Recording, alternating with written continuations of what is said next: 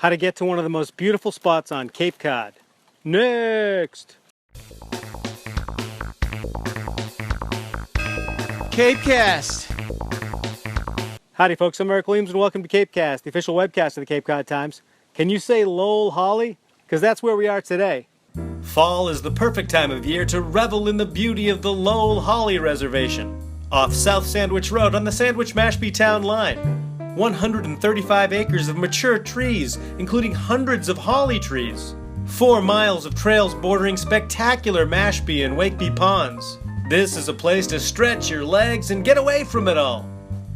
The property is administered by the trustees of reservations and is open every day, sunrise to sunset, and best of all, it's free.